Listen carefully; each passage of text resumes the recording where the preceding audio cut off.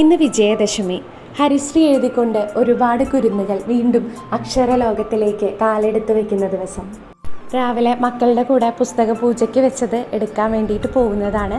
പൈക്കത്തൂർ ശ്രീ മഹാദേവ ക്ഷേത്രത്തിലേക്കാണ് പോകുന്നത്. ഒരുപാട് കാലത്തിന് ശേഷമാണ് ഞാനിവിടെ ഒരു നവരാത്രി ആഘോഷത്തിനൊക്കെ തിരിച്ചെത്തുന്നത്. ഒരു മനോഹരമായ കാലഘട്ടത്തിൻ്റെ ഓർമ്മപ്പെടുത്തലായിട്ട് ഇന്ന് എനിക്കിതിങ്ങനെ ഒന്ന് പകർത്തി വെക്കണം എന്ന് തോന്നി.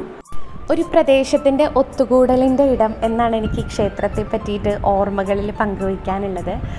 നമ്മളെല്ലാവരും ക്ഷേത്രത്തിലെ പ്രധാനപ്പെട്ട ചടങ്ങുകൾക്കും മഹോത്സവത്തിനും എല്ലാം ഒത്തുകൂടിയിരുന്ന ഒരു സ്ഥലം, ഏറ്റവും നല്ല സൗഹൃദങ്ങൾ ഉണ്ടായിരുന്ന സ്ഥലം, മനോഹരമായ അന്തരീക്ഷത്തിൽ ഏറ്റവും സ്നേഹം തുളുമ്പി നിൽക്കുമ്പോൾ ചുറ്റുമുള്ളവരാൽ എല്ലാം മനോഹരമായിട്ട് സംസാരിക്കുന്ന ഒരു ഒത്തുകൂടലിൻ്റെ ഇടമായതുകൊണ്ട് തന്നെ ദൈവത്തിനോടുള്ള അടുപ്പം നമ്മുടെ മനസ്സിൻ്റെ ഉള്ളിൽ നിന്നും ആരും പറഞ്ഞു തരാതെ പുറത്തു വന്നിരുന്നൊരു കാലഘട്ടമായിരുന്നു അതൊക്കെ. ശരിക്കും അതാണ് നമ്മൾ ഈ പോസിറ്റീവ് എനർജി കൊണ്ട് ഉദ്ദേശിക്കുന്നത് എന്ന് തന്നെയാണ് എനിക്ക് തോന്നിയിട്ടുള്ളത്.